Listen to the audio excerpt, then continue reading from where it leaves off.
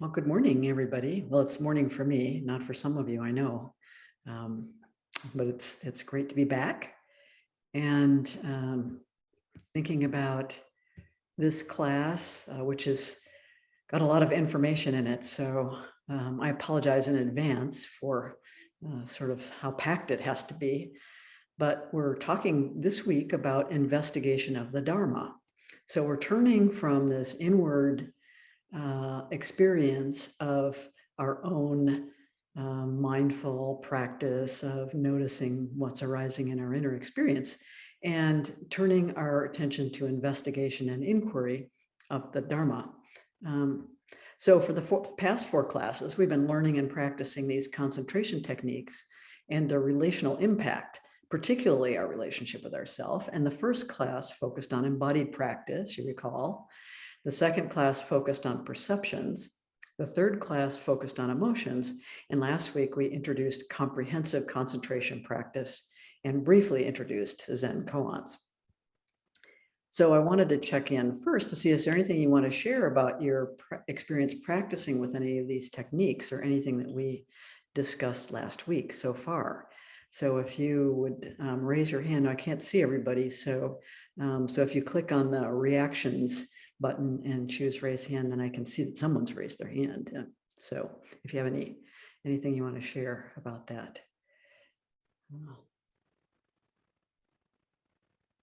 What's been happening for you on this practice? I don't think. I'll say something. I was doing the condensed versions, and what was really amazing, especially in one sitting period, was how before I think they've been words, and it went to a completely different place: the body, the heart, the mind, and I awakened kind of an overall summary of them. And it was the other day, and then afterwards I went back to sleep and slept for 2 hours, which I hardly ever do. But Wow. it had so quieted me or rested me that it was a very different experience than I've had before. Able to do that, to find my body, to find my heart, to find my mind, and going there and resting and doing that action to those parts. So that was cool. So you were using the four phrases at the bottom? Yes. Yeah. It's something you can return to even if you're going about your daily life. You know, they're so short. I was doing it when I was driving too. Yeah. It's a very portable practice. Yeah, that's great. So people can unmute themselves when they're ready to talk. Good. I won't do it. Okay. All right.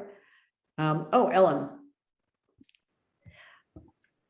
Well, I just thought I ought to speak up because I've been doing this for a while, actually, the Anapanasati Sutta. And I just love it because you can't always just sit down and be,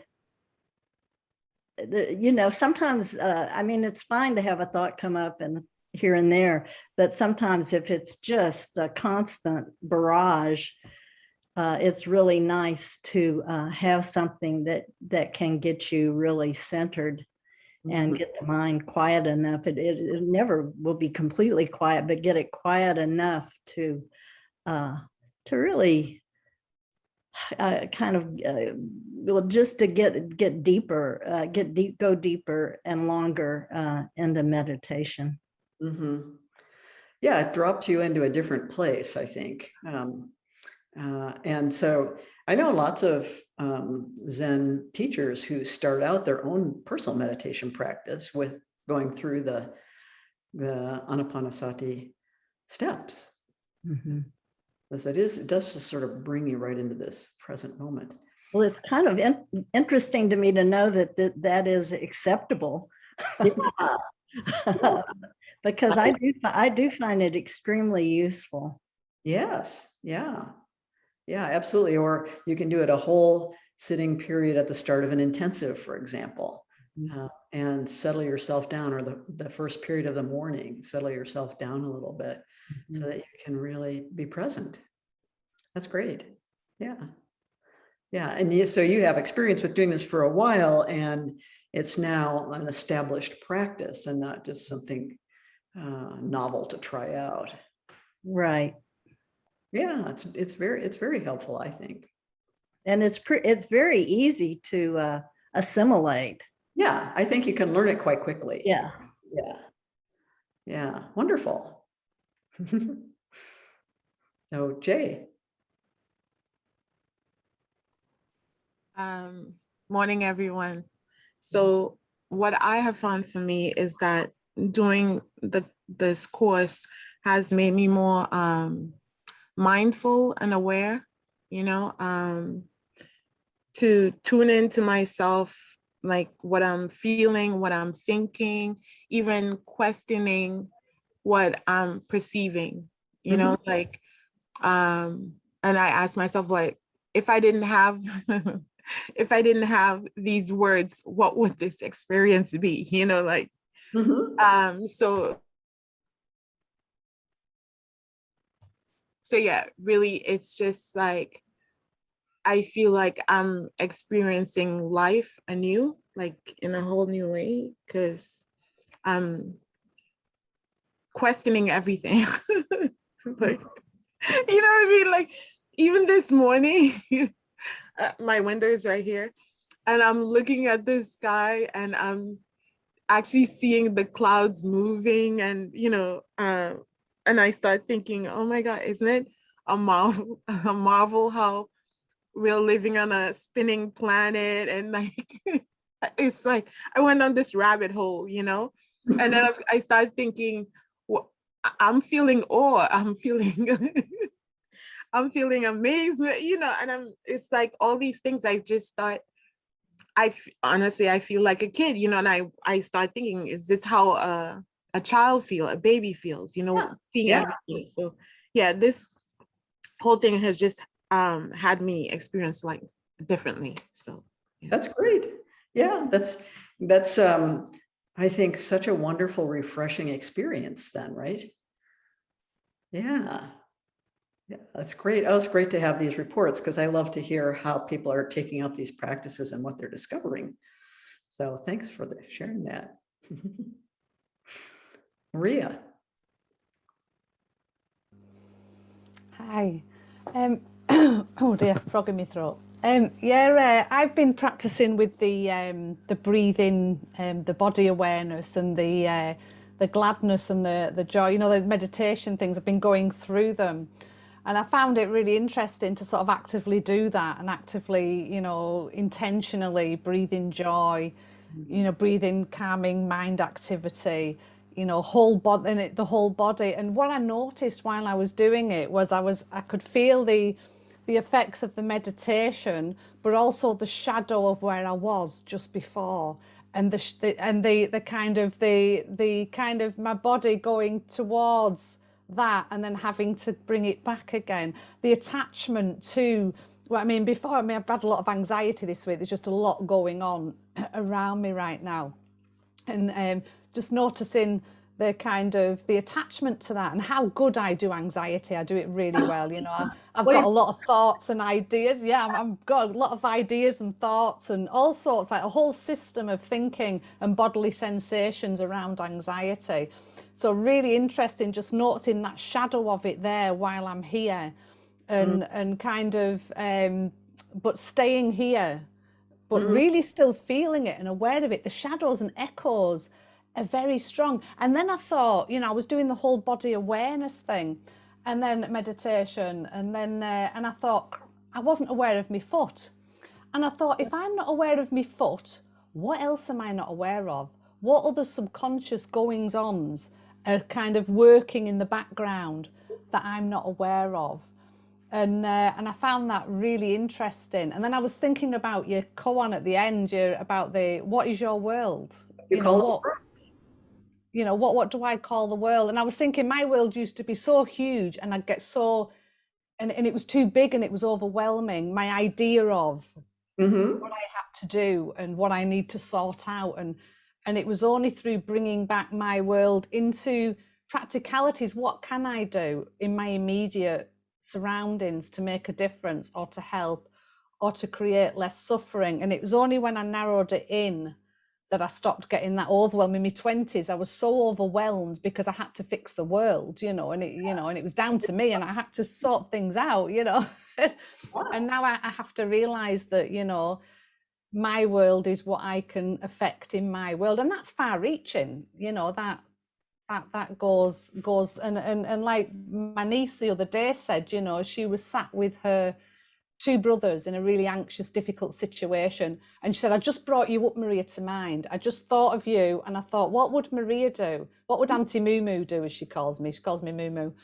And she just said, I just became really calm and I knew what to do. And I thought, how wonderful that what we do gets taken forward and what I've received gets brought through me and into another. And our world doesn't have to be massive, but it can still have a wonderful impact on those people, near us. And Yeah, absolutely. Yeah, it permeates out from us everywhere. It just radiates out. We don't know where it goes. We're not the agent of that, right? yeah, we're all connected, aren't we? I mean, it's even like when I was in my mother's, when my mother was carrying me, she was carrying a bit of Katie. Yeah, that's right. Because it's like we have all the cells, don't we? And then when we have a child, we continue to carry a lot of cells of the child. And so whether we've been whether the baby or the mother, we're carrying something of another all the time.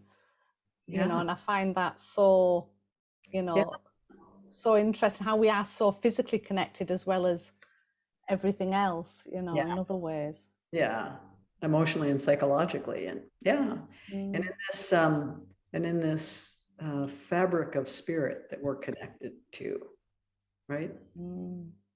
Yeah, that's wonderful.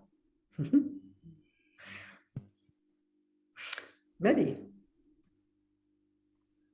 Yeah, I have been really happy and interested in my being able to be moment to moment or momentarily getting into awareness and then being like a witness, and the separation and between me or self and others and the interaction and the play in between, and just the joy of this being able to just be with it, and with all the other conditioning issues that I have had and I have, and being able to be in this reality, whatever is this moment. So I have had more and more of that, and even in meetings, in like gatherings, like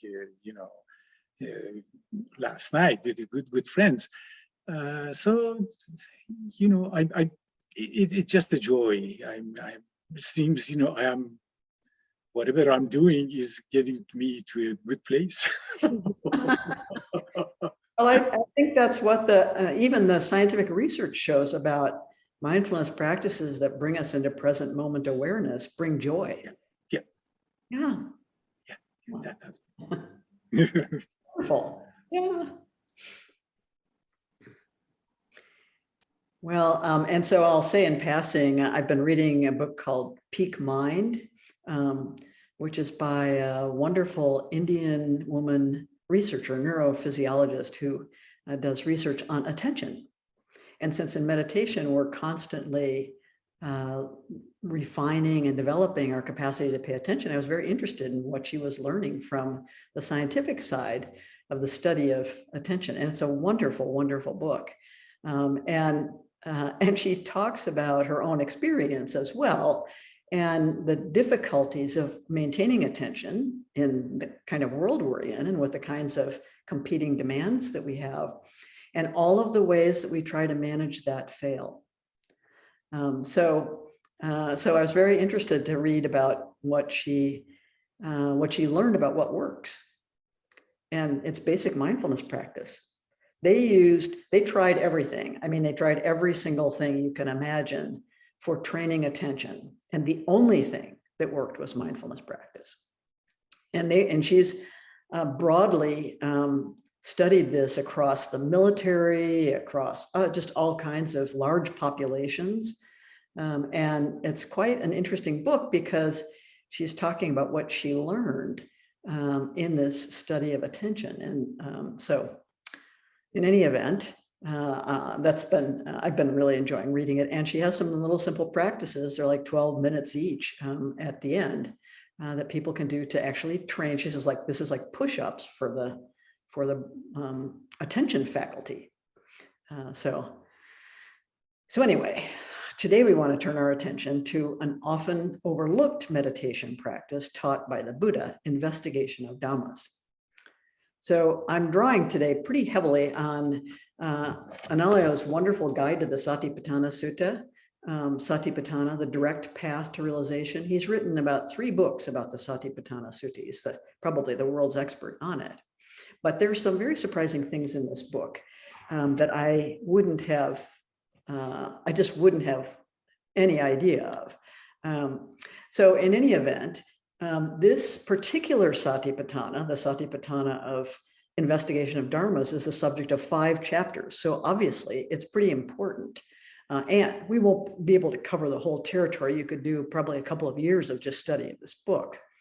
I only hope that once we introduce this practice to you, you'll continue to explore it.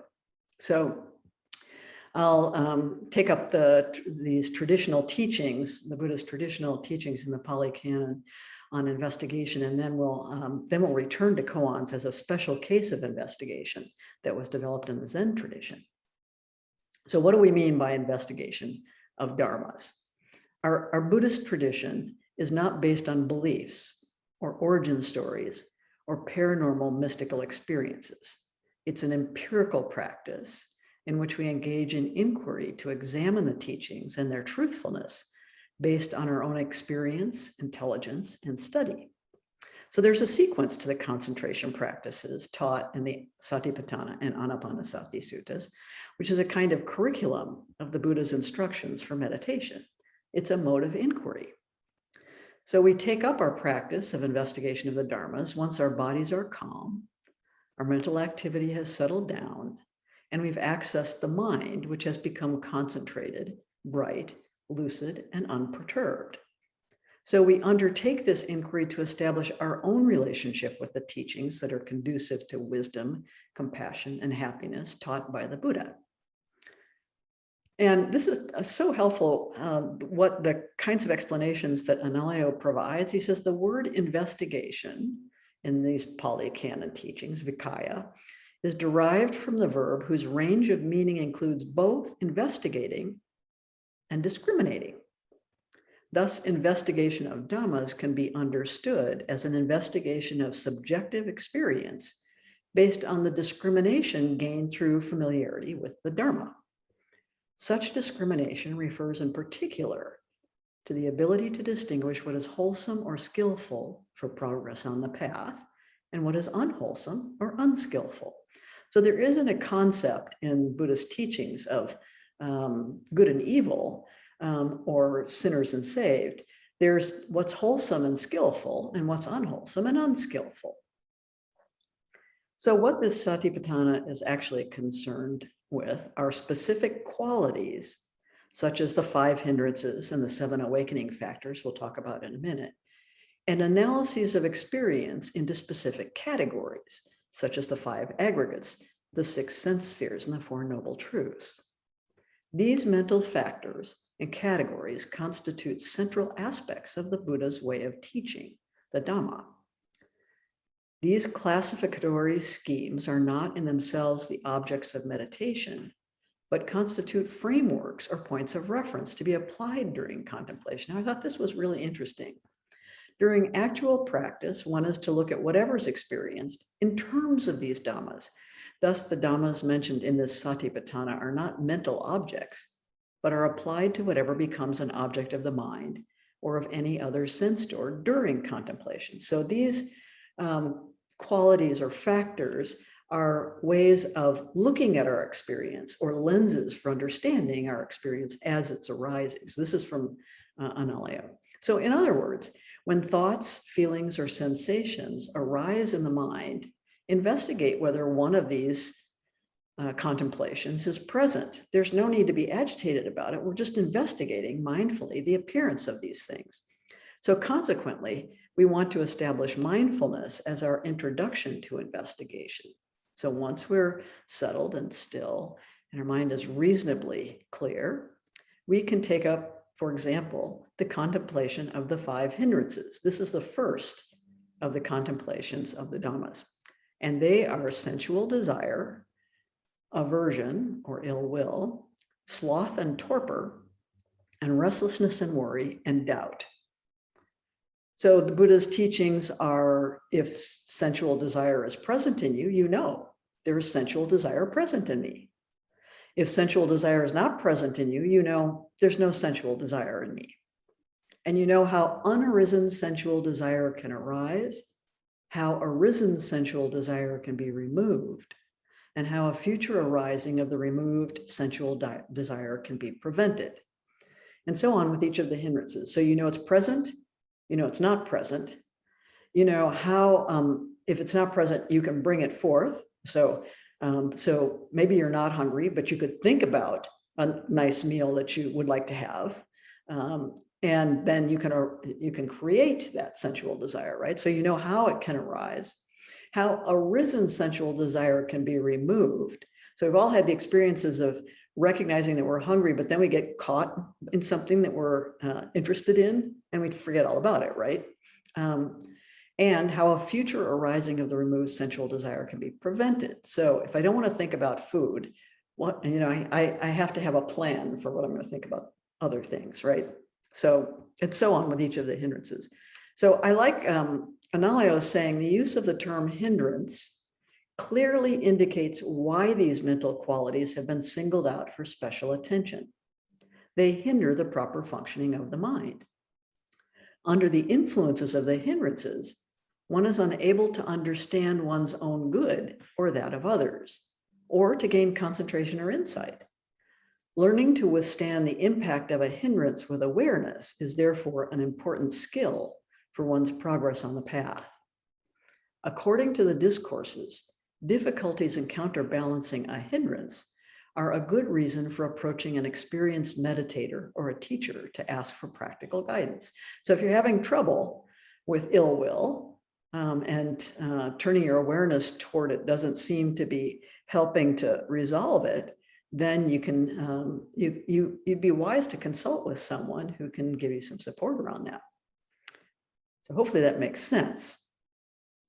So what I wanted to do is a little short practice with this where we'll just do about 3 minutes of your regular contemplation practice and just notice if in that practice, as things come to mind, you experience any of these 5 hindrances: sensual desires, aversion or ill will, sloth and torpor, restlessness or worry, and doubt.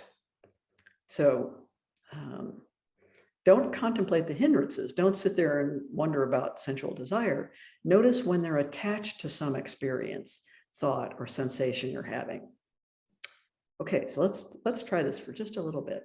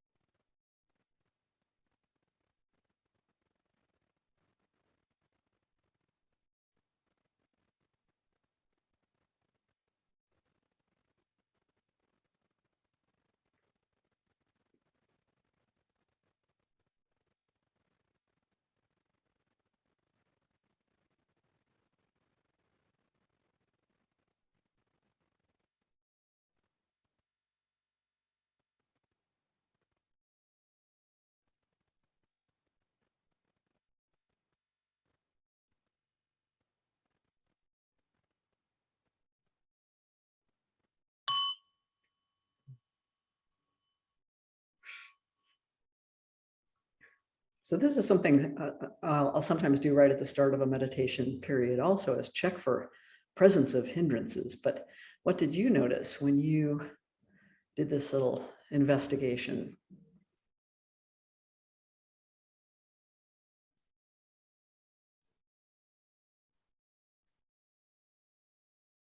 Leslie. Hi, can you hear me? Absolutely. My internet's been kind of wonky. So I have really been struggling with this over the last few weeks, because my normal meditation practices, especially since before the weather turned colder, is to go outside with my cup of tea and in nature, watch the trees and meditate. And one of my next door neighbors is remodeling their house. And so for the last couple months, it's been jackhammers, hammers. Right now, as we speak, they're replacing the cabinets in the bathroom right next to me. And then neighbors on my other side have some medical issues, and so they've been smoking marijuana for the last 6 months out on their deck. And I don't have a problem with that, but what I do have a problem with is I can't go out on my patio now without smelling it. And so I spend my entire meditation, and I'm sorry, I feel like I'm complaining here and whining, but this is so appropriate, because I've been really struggling, because I spend my whole meditation trying to not have ill will. I think that was one of them, right? Yeah. Not have ill will while I'm I'm doing these loving kindness meditations out of my deck, and I can't get into it. And so it's just been a real struggle.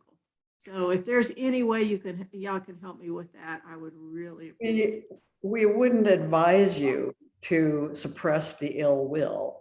It's just noticing it arising. Okay. And in noticing it arising, notice where it's located in your body, right? And sense that this is unpleasant. Mm-hmm. Notice, does it change as you're observing it? Mm-hmm. Does anything about it change? And so in other words, we're studying, how do I do this? How do I do this aversion? How do I do? And then I have thoughts, of course, this is so annoying. How can I meditate? We were working with people who are in prison. They're often subject to a lot of noise, and so they're trying to block out the noise, never very successful. And then you're engaged in this kind of violent effort. Meditation isn't about violent effort. So we asked them to make the noise the subject of their meditation. So they would just allow themselves to turn their awareness to the noise instead of trying to block it out or suppress it. So when we do that, we notice a changing landscape. There's a changing landscape that unfolds as a result of that, right? Mm-hmm. So you have all kinds of sense experiences, right? And we'll talk about that a little bit in a little bit when we talk about the contemplation of the 5 aggregates, right? The 6 aggregates, really, but the contemplation of the aggregates. Then we know there's an inside sense organ, there's an outside stimulus of some kind, and then there's the consciousness that arises from the meeting of them, right? And so that itself can be a source of clinging, right? We get bound up in our thoughts about this. How long is this going to go on? This is, really annoying. It's so disturbing. How can I meditate? And so basically what we're practicing then is agitation, right? Restlessness and worry and doubt. How can my meditation be any good if it can't see me through this experience, right? So that to turn the contemplation toward that and to study, the way that we manage it, how do we deal with it, and what we think it means about ourself, the construction of a self that arises out of that, right? So you put yourself in the scene and hear all these things that are sources of dissatisfaction, the basic dukkha, right? And then and I can see that my clinging is to, I wish this wasn't happening, right? Mm-hmm. I wish something else, I wish I had my peace and quiet back, so we can see that attachment amplifies the suffering, And then we can make a decision like, I know this is going to be going on for a while. So how long do I want to be disturbed by it? Right.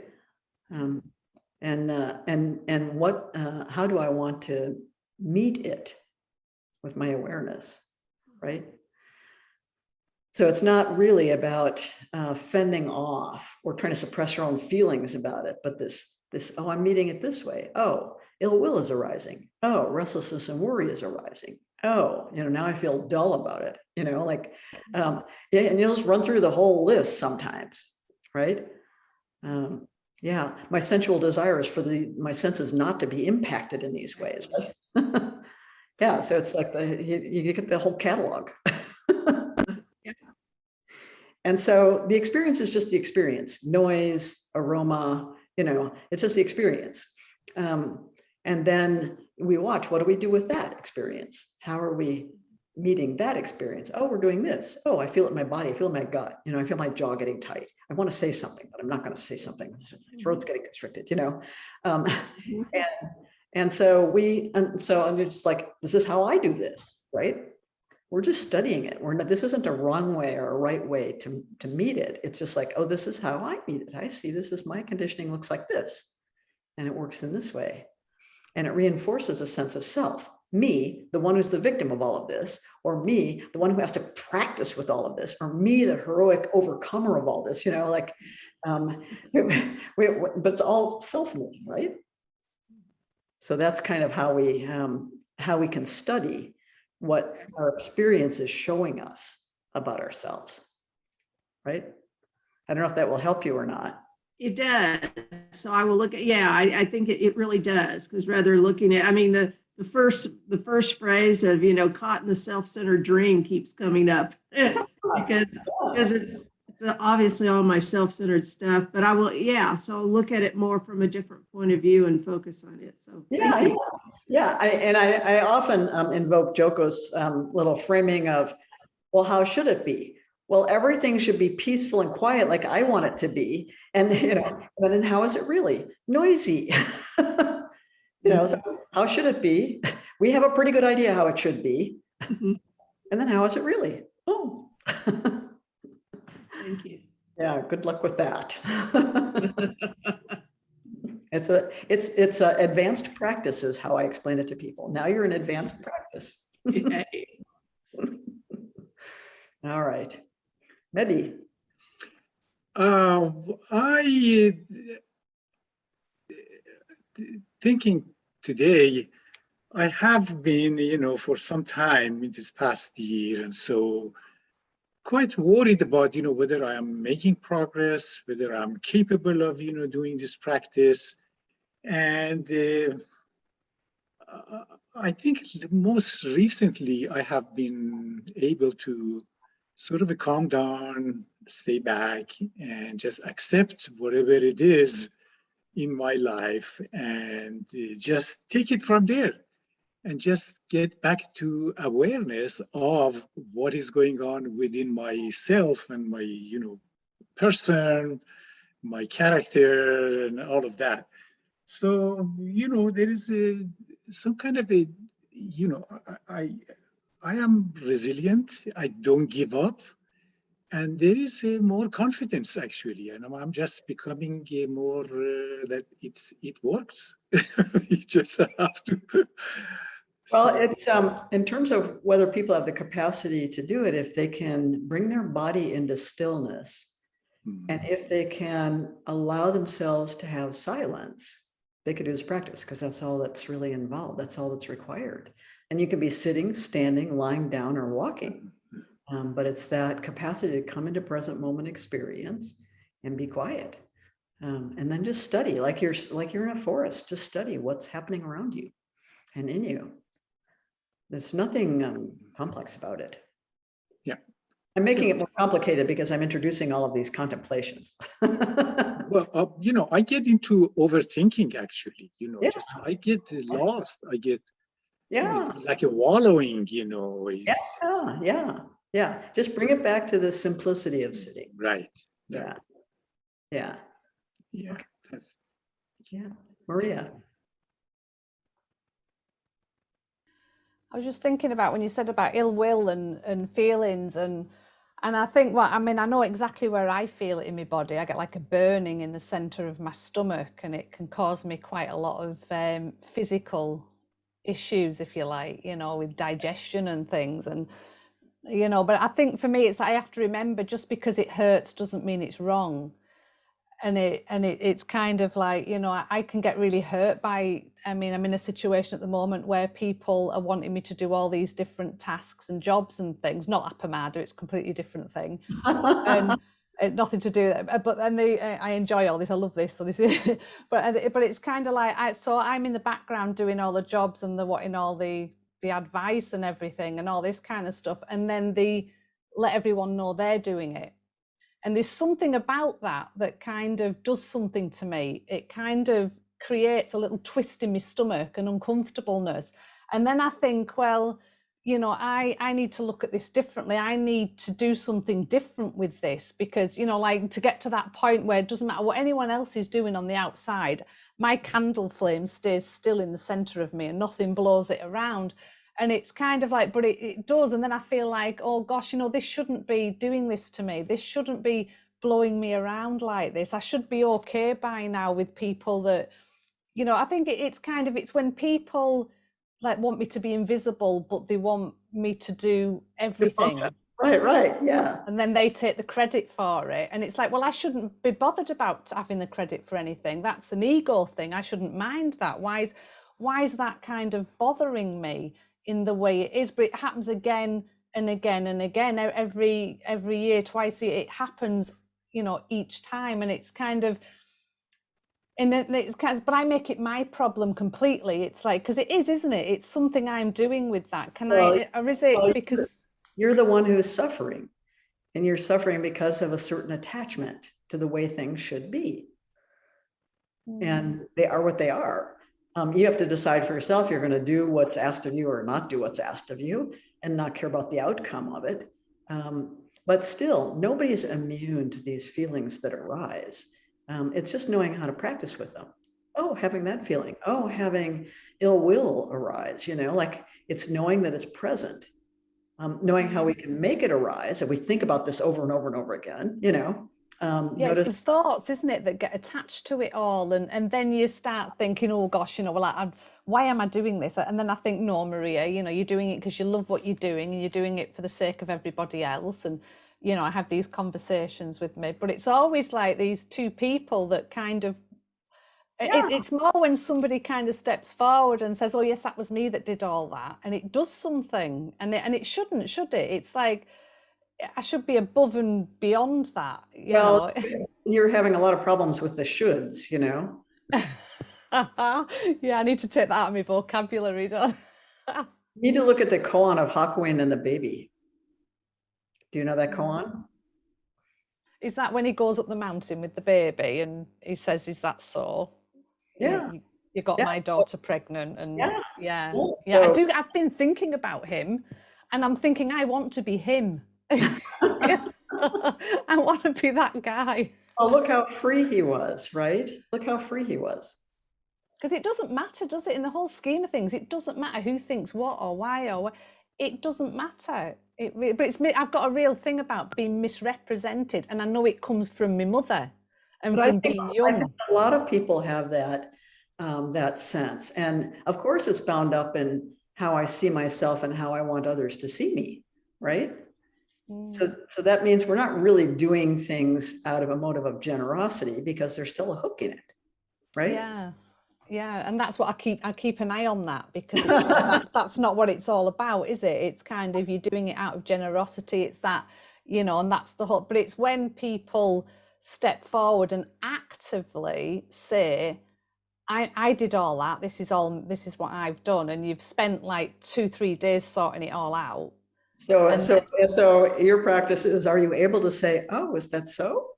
That's what I want. That's where I want to be. And that's what's needed, isn't it? And the energy I would save, you save it in your body, don't you? Because you don't have those reactions and responses to it, because it doesn't matter. But it's hooking into a younger self, isn't it? A younger self that was invisible. Right. And that wasn't seen. That's right. And so then you have to be the one that sees it. You have to be the one that has satisfaction in the activity, not in the recognition that comes with it.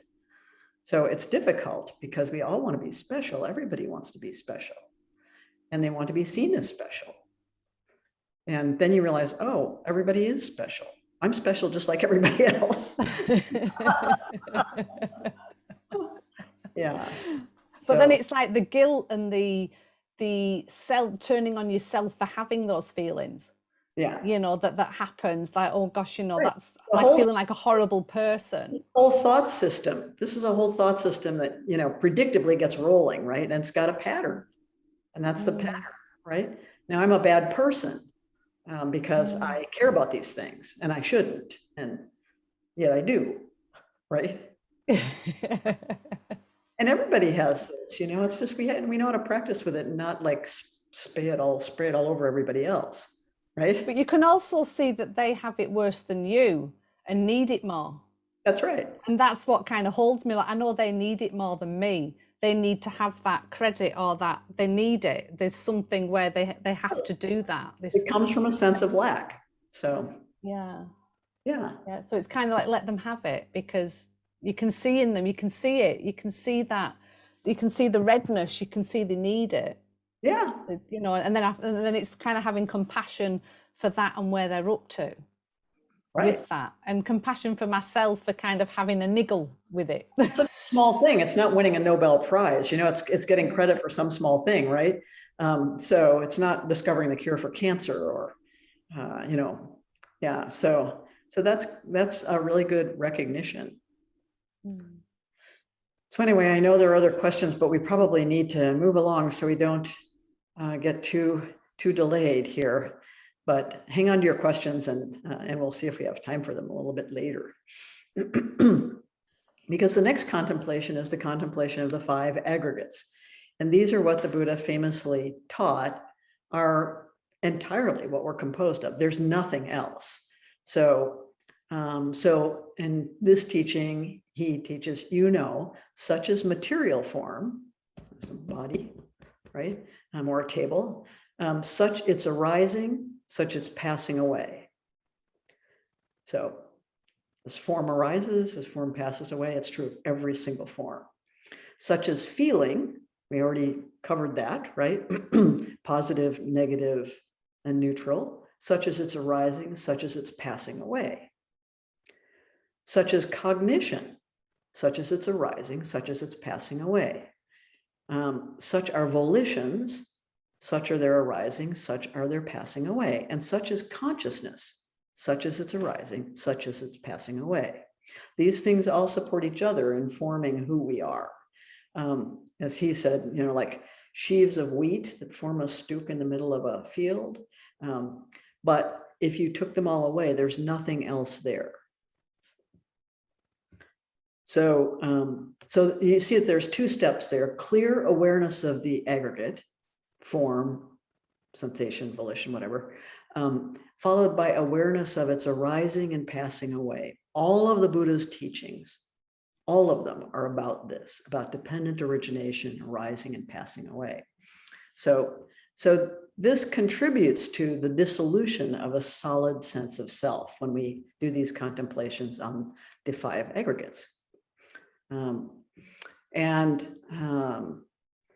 you're looking for, is there anything else there that I can identify? So then there's, next is the contemplation of the sense spheres. And I'll give you the Buddha's description of this from Analayo's quoting of it. So he's talking about the practitioners. He knows the I, he knows forms, and he knows the fetter that arises dependent on both. And he also knows how an unarisen fetter can arise, how an arisen fetter can be removed, and how a future arising of the removed fetter can be prevented. So what this is, the consciousness, the awareness that you have a sense organ and then a stimulus of some kind, and then the consciousness that arises in the contact between them, which we call vision. So if you don't have a sense organ, you're not going to have vision. If there's not something to see, you're not going to have vision. So, so this is true for the all of the senses. One's experience of the world, Analayo says, is the product of an interaction between the subjective influence exercised by how one perceives the world and the objective influence exercised by the various phenomena of the external world. So you'll sometimes see this schema, eye and ear, right? Nose and smell, taste and touch, so that we, you know, eye and form, ear and sound, nose and smell, tongue and taste, body and touch, or skin and touch sometimes, and then mind. Mind is considered a sense organ in Buddhism. So we're aware not only of this quality of seeing, but also the way the sensory experience arises and passes away. Again, like everything conditioned, all conditioned phenomena, it's impermanent. So then the Buddha moves on to teaching the awakening factors, factors of awakening. And there are 7 factors of awakening. So I'll give you this part of it. Contemplating the awakening factors, if the mindfulness awakening factor is present, he knows there is the mindfulness awakening factor in me. If the mindfulness awakening factor is not present in him, he knows there is no mindfulness awakening factor in me. I'm distracted, I'm glued to my screens. He knows how the unarisen mindfulness awakening factor can arise and how the arisen mindfulness awakening factor can be perfected by development. So here we're talking about not just the contemplation of the awakening factors, but how they can be cultivated. So these factors are the mindfulness factor, the investigation of Dhammas factor, the energy factor, the joy factor, the tranquility factor, the concentration factor, and the equanimity factor. And these are considered to arise sequentially. So in the beginning, we cultivate mindfulness. And then we cultivate, in being mindful, we cultivate the investigation of Dhammas factor. And then that investigation of Dhammas factor helps us cultivate energy. We have to bring energy to our practice. And then that energy and that mindfulness, as Medina was talking about, then evokes the joy factor of awakening. And it's wonderful to me that joy is a factor in awakening. And that then becomes established in tranquility. And that tranquility allows our energy to be concentrated and whole, and that leads to equanimity. So these 7 factors are considered to be the necessary factors for awakening, but they also unfold from each other. So the next contemplation is the contemplation of the 4 Noble Truths, which Analayo managed to really surprise me about this. So the way the Buddha describes this is, he knows as it really is, this is dukkha. He knows as it really is, this is the arising of dukkha. He knows as it really is, this is the cessation of dukkha. And he knows as it really is, this is the way leading to the cessation of dukkha. So traditionally, it's taught that dukkha is suffering or dissatisfaction. The Buddha, so Analayo disagrees with this interpretation altogether. The Buddha said the realization of the 4 Noble Truths will be accompanied by happiness, and the Noble Eightfold Path is a path productive of joy. So this shows that understanding dukkha is not necessarily a matter of frustration and despair, as it would be if you believed that the Buddha taught that all is suffering. So Analayo talks about the need for careful translation of the term. So he demonstrates it with the help of another passage from the Pali Canon in the Nidaya Samutta, where the Buddha stated that whatever is felt is included within dukkha. This was really quite startling news to me. To understand dukkha here as an affective quality and to take it as implying that all feelings are suffering conflicts with the Buddha's analysis of feelings into 3 mutually exclusive types, which are, in addition to unpleasant feeling, pleasant and neutral feelings. So we studied this when we studied feelings, right? So on another occasion, the Buddha explained his earlier statement that whatever is felt is included within dukkha to refer to the impermanent nature of all conditioned phenomena. The changing nature of feelings, however, need not necessarily be experienced as suffering, since in the case of a painful experience, for example, change may be experienced as pleasant.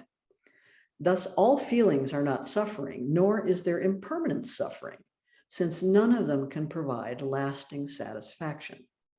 This is dukkha as a qualification of all conditioned phenomena is not necessarily experienced as suffering, since suffering requires someone sufficiently attached in order to suffer. Way to bury the lead, Analio. That should be the front of the book, because so much has been misunderstood about this term and about the nature of dukkha, the arising of dukkha, the cessation of dukkha, and the way leading to the cessation of dukkha. This is entirely different. He's really talking about these conditioned phenomena. We have feelings of pleasant, unpleasant, and neutral in association with them. They're continuously changing. We know then our task is to comprehend dukkha, that is, that we're having these experiences, to contemplate the arising of those felt senses of those experiences, and they're passing away, the cessation of that. And there's actually a way that leads to the cessation. So this eightfold path. So this was really startling to me because we've always taught dukkha as struggle, trouble, stress, suffering, and dissatisfaction. And there's no real good translation. The way we have talked about it is that it ranges from mild annoyance to full-blown homicidal fury or total death by, painful cancer, or, like that, all of that is included in dukkha, but actually it's all experience, all feeling about what we're experiencing is the subject of dukkha. So that was startling to me when I read this in Analio. And every time I encounter it, because this is now the 3rd or 4th time that I've read it, I'm like, oh yeah, that is a novel way of understanding this, but it's actually the way the Buddha was speaking about it. So our investigations range widely in this practice. Those are the contemplations on these various factors on the Dhammas. So we have these investigations that range widely, but in order to consider them meditation, we need to take them up with intention and curiosity and mindfulness. We need to be able to sustain our attention on them and to examine our own experience with some courage and readiness to observe without judging, without getting caught up in our own stories, and without self-identifications. And that's why I consider this an empirical practice. It's scientific, not from forming and testing hypotheses, but observational science, as when studying a frog pond or migration patterns of birds or the deep communication between trees. Because in understanding how these conditioned reactions and responses to our experience arise in us, we will automatically develop some sense of how they arise differently in other people, and will necessarily develop a higher degree of appreciation for how these conditioned patterns get created in ourselves and in others. So it builds empathy, this kind of investigation. Okay, does that, now, any lingering questions or reflections from that blitz tour of the other aggregates? Kim? So does suffering come from not investigating the hindrance, in a sense? Is that what he's saying? Our suffering, It's not the hindrance itself that's the suffering. No, it's our attachments. Our attachments are the sources, because our attachments attempt to make permanent what's impermanent, attempt to make solid what isn't solid, attempt to preserve something that can't be preserved because we don't understand arising and passing away. So that's the real, to me, that's the real struggle. We want to make the good things last, or we want to attach to those, or the good feelings, or the good experiences. And we want to get rid of the ones we don't want. And neutral, is sort of semi-bad in a way because nothing's happening. So people try to make something happen either on the positive side or on the negative side, because it seems boring. So yeah, so the suffering is really in the ways that we are attached and clinging to what we want. Now that's a little tricky because sometimes what we actually want, it seems like there's something wrong with that. Like, why would you want something that causes pain? So as Maria was talking about the shadow side, why would that be attractive to you? Why would you have a magnetic pull towards that negativity, or towards more suffering? And it's perfectly obvious in your observations that people do have attachment or attraction to that which causes suffering. So part of it is what feels familiar to them. So if they've been accustomed to a lot of suffering, when they move into an arena where they're not suffering quite so much, it feels false. It actually feels false, or like any minute it's going to disappear, or we're going to make some mistake and it's going to be even worse. Everything's going to be even worse. So there's that quality that makes our own suffering attractive. And Shanti Davis said, "We hate suffering, but we love the causes of it." And to me, that's the most telling thing, because we end up attaching ourselves to that which will reliably and predictably cause suffering. And it's that appeal, as Maria was talking about the shadow. Okay, so I want to ask it a little bit differently. So the hindrance that immediately came up for me when we did our meditation was, and then I instantly recognized, I've done this my whole life, is being impatient, waiting for someone's response, because I want to get things done right now. And I saw that, and I saw that I was waiting, and this has been my whole life, waiting for someone to respond. Yeah, you can. Okay, so then how? So what I'm suffering at is the expectation that they should respond instantly, Right. and not recognizing that that this is an expectation of mine. Yeah, it's clinging to something. I'm clinging to this idea of how people should be. You're not alone in that.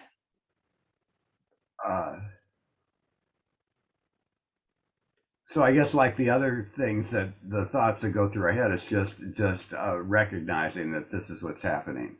Yeah, That's as far as I can go. I'm not going to change the world. Well, your work then is to say, well, how is it really? This person is taking their time. Or I say reframing, in a sense. You can do that. Say, but how is it really? It's taking time. Or they have other things in their life going on. That's telling a story. So it's what's actually happening.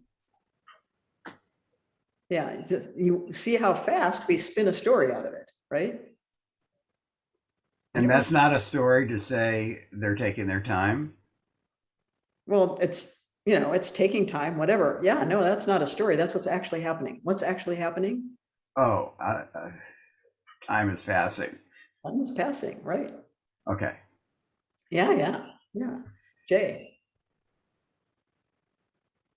Yeah, I want to say, the thing is though, right? We are coded, like the world we live in, it's coded into us to be attached, right? Of course. Like if you, right, exactly. So, and then it's a constant coding, even when you are aware.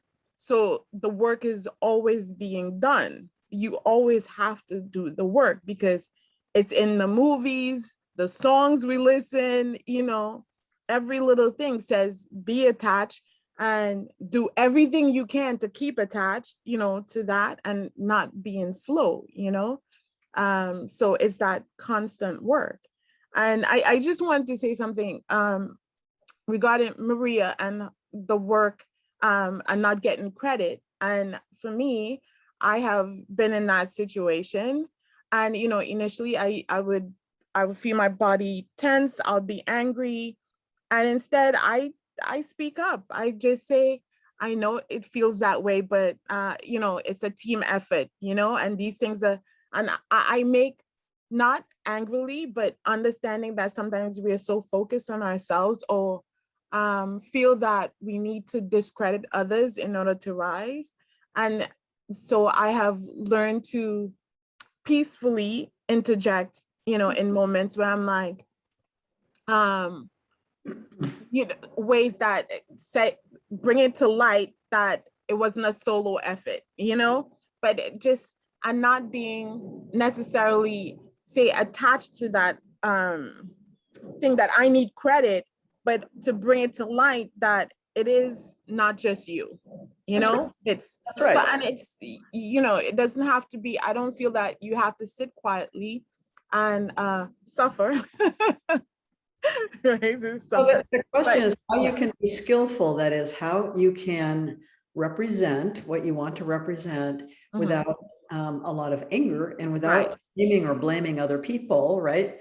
So there's, and it depends entirely on the situation. So much as depends on what's at stake. It depends on how you're related to these people, how much you know them.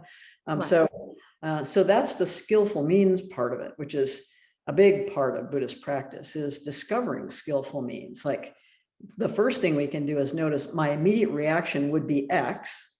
Is there any other possibility? Right. And so that's the work. And it doesn't have a right formulaic answer. It's really about this discovering, like you did, a skillful way to bring attention where you can. Yeah, that's great.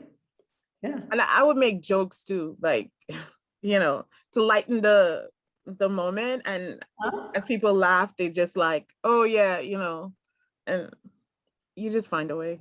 Yeah. Yeah. That's the skillful means part of it. Yeah. Maria. Yeah, that's. I think it's not about getting the credit for something, because it's like I can do tons and tons and tons of stuff, and I don't care who. Nobody ever knows. And then it's when somebody steps forward and says, that was me." And it's that thing, isn't it? It's that where you're not No. bothered. You can do everything in the background and everything's fine until somebody says, "Oh, you know, all that stuff that I did all that." And it's that, and it's about, but it's about having compassion for those, for everybody in that situation, because it all comes from pain, doesn't it? And like you said, a sense of scarcity. It's like that book Scarcity is brilliant, isn't it? And it talks about people having that lack of scarcity and having to do things like that, and I don't do anything with it, and it's about, I sit with it and I sit with the feelings myself, and I don't have a reaction outwardly with it, because I know it's mine, and it's almost like, it's kind of like we have to rewire all the conditioning, beliefs and thoughts and experiences that led to me having that reaction in this way. And it's like, what, you know, and it's kind of, and only through sitting have I been able to see that, and you start to see it unraveling, and all the wires start to kind of unwind, and then you start to see all the connections that have brought you to this very point of me having this reaction when somebody stands up and says, "I did all that." I mean, absolutely fine doing everything. It's really bizarre. It's like I can do loads, and it's like, and I don't tell anybody, and then that one person misrepresents the situation, and that stems right back from childhood, and even like a classroom situation where I was helping people on the table and got moved to the table below because I was seen to not be as clever as the others. Right. But they were kind of you know, dressed nicer, and I was like scruffy, and so I was put on a lower That's it. table, if you No, like. And it's it's interesting, isn't it, how it it's all stems child, from something. yeah, it's the child's sense of fairness. No, The and I world, Yeah. get that. Oh, sorry. the world has to be fair. Yeah, but I Yeah. get that. But I also feel that we are divine beings having a human experience, right? So in the human realm, there are things that we do to move and be human, right? We still have that the unfurling of the divine in the human experience. So it's like, if somebody is beating on me, I'm not gonna sit there and say, oh, well, you're angry and I see you as, do you understand what I mean? So we find ways to be human as divine beings. And as such, I understood what you had said initially, Maria, but I was just saying that we find ways, loving ways to still be human and bring to light, you know, that's all. Yeah, do it in a kind way, like bring to light in a kind way that encompasses everybody and takes care of everybody. Yeah. All right, so that's the investigation on that side, which is the side of the Pali-Canon and the Theravadan teachings. In Zen, our approach to investigation and inquiry is a little bit different. And as we began looking at this last week, the use of koans is one of the ways that we bring investigation and inquiry into Zen practice. So, and koans are used in two different ways, depending on the school of Zen that you're practicing. In the Rinzai tradition, there's a lot of energetic striving. You sit and you focus on that koan, and you keep focusing on it. And you'll often see the teacher 3 times a day, and they'll ring you out. And you just ultimately drive yourself towards some kind of breakthrough or breakdown or something. And in the Soto school, the Zen stories are used in a little bit different way. They're not the object of striving, but more the work of allowing the koan to work on you. So it may, as my teacher said, don't sit and concentrate on the koan. Let it float through your awareness. You might be driving or washing the dishes or something, and just let it move through you in a really, really natural way. So last week, we looked at case 12, Dejong planting the fields, and we thought about koans as a kind of concentration practice. Here, we're looking at it as investigation. So we would commit the case to memory and we'd return to it, but we'd be exploring what the case means and what it opens up for us, not in a strenuous or striving way, but just more a kind of investigation or inquiry about it. This koan is showing up in my life now? What does this actually mean? So I'm going to post some other koans for you to explore on the website as handouts. But I'm curious if anybody played with this koan and had some discoveries or some explorations that they wanted to share from case 12.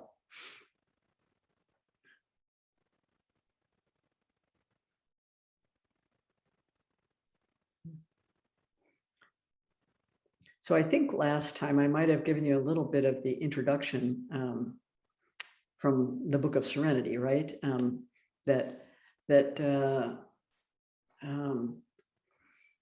This text is a classic text. There are several classic collections of koans, but this is the one we typically use in Soto Zen. And Cleary says this is a vehicle of ancient knowledge said to go back to time immemorial and to have been originally transmitted from mind to mind. And so this is was that little bit of introduction. And then we talked about the koan format in that book, which an introduction by Wansong, and then the case itself, and then the commentary by Wansong, and then a verse by Tiantong, and then a commentary by Wansong on Tiantong's verse. So that's the Book of Serenity. There's also the Gateless Barrier, which we've been reading in depth and practice, passing through the Gateless Barrier, the translation by Guo Gu, who's a contemporary Chinese teacher. So this word for koan in the Chinese Chan tradition is gong'an. And I think I probably shared with you a little bit of his introduction last time to the gateless barrier. That these collections are more than just books. They're unique in the whole of Buddhism, in all the history of human development. So, so this investigation, as he says, doesn't mean thinking. Thinking is dualistic and discriminatory and has the tendency to reify things as real and unchanging. So ordinary people's thinking is a form of self-grasping. Thinking is by nature self-referential. I think I shared this with you last time. So because it's self-referential and filtered through words and language, it reifies whatever people experience as out there, real, and separate. Being diluted by the thinking process, a sense of self and other come into being, and people are forever alienated from their experience. So as he says, thoughts aren't the problem. The problem is the tendency to take the concept of a thing to be the thing itself. So, and this is, there's a very famous painting by Magritte. Ceci n'est pas un pipe. It's a painting of a pipe, which says, this is not a pipe on it. And it's pointing to this, the concept is not the thing. The word is not the thing itself.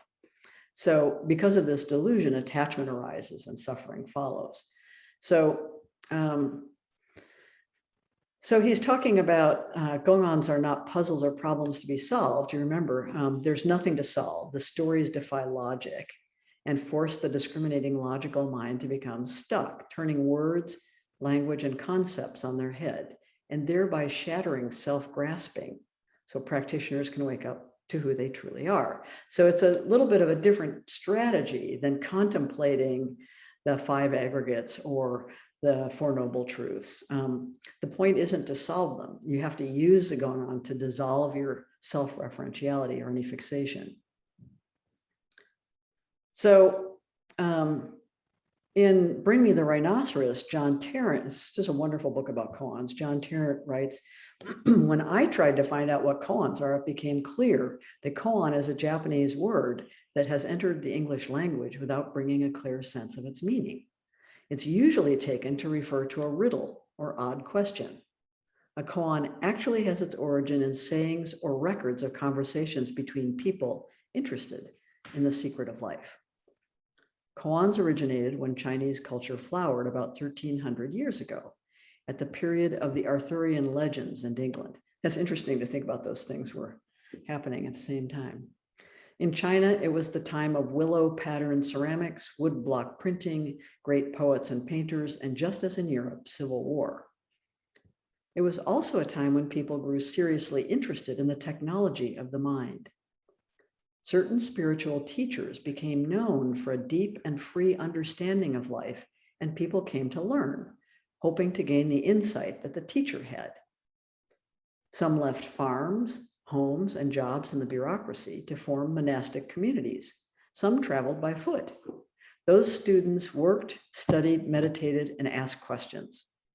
Others maintained their work and family life and dropped in for periods of study. The teachers weren't trying to achieve something. They just responded to the needs of their students. And it turned out that some of their improvised decisions kept the process interesting. First of all, they trusted doubt and rewarded questions. This is rare in religion and an example of the Zen way of treating what is usually thought of as a problem, in this case, doubt, as a strength. The teachers also treated all questions as if they were relevant no matter what their content. Why did I lose my love would have the same spiritual value as what happens when I die? A question is a place of embarkation. I love this idea. And any question was treated as being about enlightenment, whether the student was aware of it or not. There was a trust in whatever forces had brought the student to the point of asking. Finally, instead of giving kind advice or step-by-step instructions, the teachers responded to the students as if they were capable of coming to a complete understanding in that moment. A teacher's words often made no rational sense, yet possessed a strangely compelling quality. For example, someone had this interchange with a great teacher. I am Qing Shui, alone and destitute. Please help me. Kaoshan said, Mr. Shui. Yes. Kaoshan said, you have already drunk 3 cups of the finest wine, and yet you say you haven't even wet your lips. Of all the answers the student might have been hoping for, he probably wasn't expecting to be involved in a call and response and to be told that he was rich. Yet when you think you are desolate, it can be an intriguing and hopeful thing to be told that you are not. After such exchanges, a student who had been stuck and unhappy, might be suddenly full of joy. More often, the words would work away in the mind, gradually drawing the student out of the limiting view he or she held. Some exchanges became famous and were written down. They came to be known as koans. The word means public case, and there was a mania for collecting them. A well-known teacher forbade his students to write down what he said because he thought people recording his comments as a substitute for the more necessary and dangerous task of letting them work on the mind. One man adapted by wearing paper clothing to lectures, and the notes he jotted down secretly on his sleeves were passed around. These koans in turn became the core of one of the great koan collections, the Blue Cliff Record. Soldiers, housewives, farmers, and merchants used koans to find freedom within the often difficult conditions of their times. The method was to immerse yourself in the saying and see how it changed you. This meant letting the koan teach you by interacting with your life and your mind. The activity wasn't confined to periods of formal meditation. People farmed the land, ran bureaucracies, and raised children, all the while keeping moment by moment company with their koan. In one instance, when Genghis Khan's troops swept through China in the 12th century, provincial governors went to the Khan and became senior ministers. They lived out in the steppes with him, hoping to persuade him to rule the cities rather than burning them and converting them into horse pastures. It would be hard not to feel unprepared for and perhaps terrified of such a task. And one of the ministers asked his teachers for advice. The most helpful thing the teacher could think of was to make a collection of koans and poems that he called the Book of Serenity. When this book arrived in the steppes, the story goes, the ministers sat up together all night in the yurt reading the koans aloud. They had an impossible situation, so they all saturated themselves in a method that prepared them to take advantage of whatever tiniest possibility might indeed appear. Today is not so different from the way it was in China. People are called on to survive terror attacks and random mayhem. And even the most domestic life has its quota of desperation and insoluble problems, and its requirement for unusual kindness.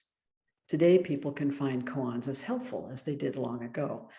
So that's from John Tarrant's introduction. So I wanted to share with you one koan that we have found very, very important for our particular Sangha. It's case 19, ordinary mind is the way. Now this character for mind is also the character for heart. So you could say ordinary heart is the way. So I'm going to read it that way, which is a little bit different from the way we traditionally read it. This is from the Gateless Gate, translation by Koan Yamada. So here's the case. Joshu earnestly asked Nansen, what is the way? Nansen answered, the ordinary heart is the way. Joshu asked, should I direct myself toward it or not? Nansen said, if you try to turn toward it, you go against it.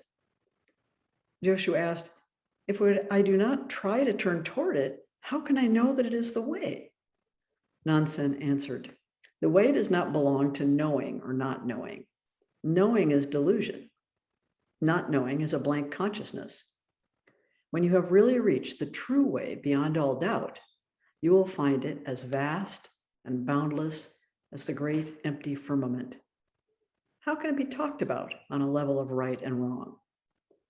At these words, Joshu was suddenly enlightened. So that's the koan. So this is our question, right? This is how do I know the way, right? How do I know where I'm going? How do I know what I'm doing here? What's my meditation practices about? And just to be told the ordinary heart or the ordinary mind is the way. Well, what should I do? Should I turn towards it or not? And then the idea that if you try to turn toward it, you go against it. Well, wait a minute. If I don't try to turn toward it, how can I know it's the way? And then this is really the kicker. The way does not belong to knowing or not knowing. Knowing is delusion. Now, I don't know about you, but I spent most of my life trying to be the one who knows something, like trying to know, like for once and for all, like the grown-ups seem to know something when you were little, and you think, I just want to be grown up and know. They'd say things like, she should have known better. And you think, how would you know? So the adults must know something. So, I had a long path in schooling. So I thought school is certainly the way where you learn to know things. And finally, I ended up in graduate school in a PhD program. And I thought, finally, I'm getting to the point where I can actually know something. But as it turns out, graduate school doesn't answer any of your questions. It does give you a better set of questions, but you're still not knowing. And you actually are more aware that you don't know anything. So, but not knowing is just a blank consciousness. That's just ignorance, right? So what is it? When you've really reached the true way beyond all doubt, you'll find it as vast and boundless as the great empty firmament. How can it be talked about on a level of right and wrong? At these words, Joshua was suddenly enlightened. So when you think about, maybe you remember, lying out on the grass and looking at the sky at night and the stars studding the sky. It's just vast. There isn't any right or wrong to it. There's all the stars, but what do you actually know about it? And on the other hand, in that experience, you know something. You just don't know it at a conceptual level. You know something about the connection between the earth and the sky and you. So here's Mumon's commentary on this koan. He says, Nansen was asked a question by Joshu, and Nansen's base was shattered and melted away. He could not justify himself. Even though Joshu has come to realization, he will have to delve into it for another 30 years before he can realize it fully. So in case you thought that, sudden enlightenment would be the end of it for you, another 30 years is what you need.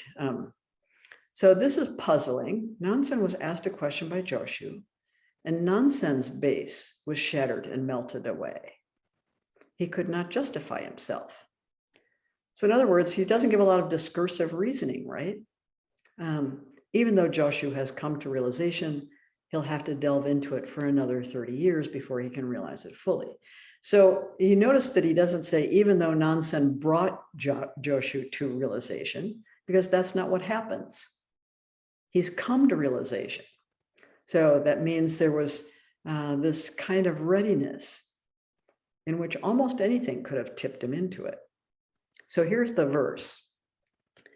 The verse that accompanies this koan is, the spring flowers, the moon in autumn, the cool breezes of summer, the winter's snow. If idle concerns do not cloud the mind, this is man's happiest season. So beautiful, isn't it? Yeah. So I know we're at the end of our time, but if there's anyone who has any last thoughts or reflections, that's a good koan to play with this week. I'll put up a few more and you can get the flavor of them. They're often quite cheeky and irreverent. So any last thoughts or reflections? Now, as you're reading the koan, I thought of if anyone read The Tao of Pooh, and how Pooh is that, I think for me, Pooh is that ordinary mind. He's just, and while we're trying to be Owl and Tigger and everything else, Pooh is just like in wonder and in flow, He doesn't challenge you about stuff. If you say the sky is blue, he's like, is it, you know? And he starts to look at it, you know, try to see it that way, even though he may say the sky is green. You know what I mean? Like he's just in flow. And is that what we would have thought, like growing up, I thought who was the simple-minded one, you know, but with new eyes and new mind, you realize he really is the embodiment of that. That character that for ordinary also means natural or everyday. And I like that idea. That's just not messing with your mind. It's a natural mind. It's a mind that isn't full of conditioned reactivity and you know, stories and senses of who I am and who I'm not. And yeah. So it's that mind of a child that is not yet contaminated. But you know, Pooh has, sorry.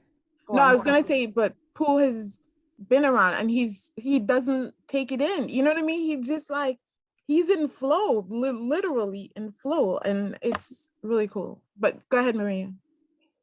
Sorry, Jay. Yeah, I mean, but there's also that thing, isn't there? For me, I think for me, it's recognizing when it's about all of this and everything you know, and kind of sitting when it's mine and for me to sit with, and when it's time for me to find my voice.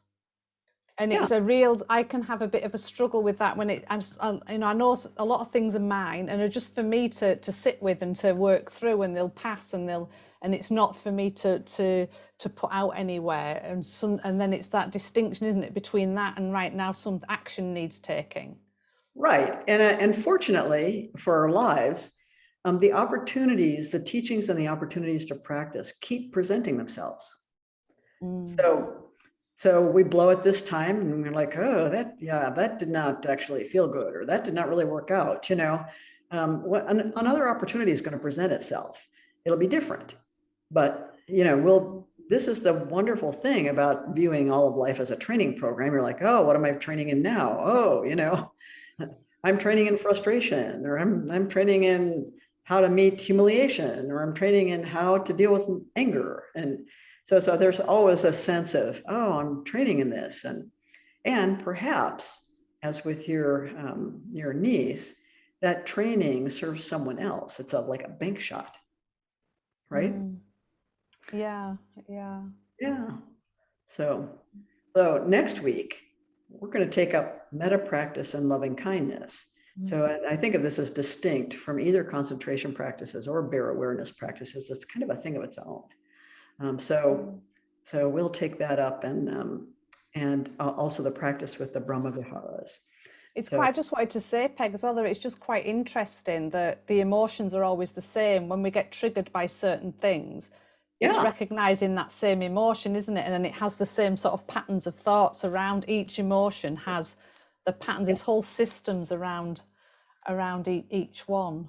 And that's why the thought labeling is such a good practice, because you get to see, oh, this again. Oh, and then it goes there. Oh, and then it goes there. And then it goes, why am I always the one? And then it goes there, you know. And you're able to interrupt it as, you know, as the Buddha taught, this way is unwholesome and painful. This way is wholesome and not painful. Which way am I going to go? But it's that thing, isn't it, when it's familiar, like you said before, and it's familiar because it's like home. It's like going home. That even though it's negative, it's like going home. Absolutely. It's so familiar, even though it's, you know, it's not good. good. I think the therapists talk about this as ego dystonic, right? And ego syntonic. So ego syntonic things are things that feel familiar inside, even if they're painful, you know, like, and then ego dystonic are things. So it may be that something joyful happens to you, but it's ego dystonic. It doesn't fit your picture of yourself. It doesn't pick. This is why so many people reach a high level, somehow crash and burn, right? Because it's not ego syntonic for them. So that's another large talk. We won't get into. Now have a wonderful week, and I will see you next week. And we'll talk a little bit about this practice of loving kindness. Thank you, Peg.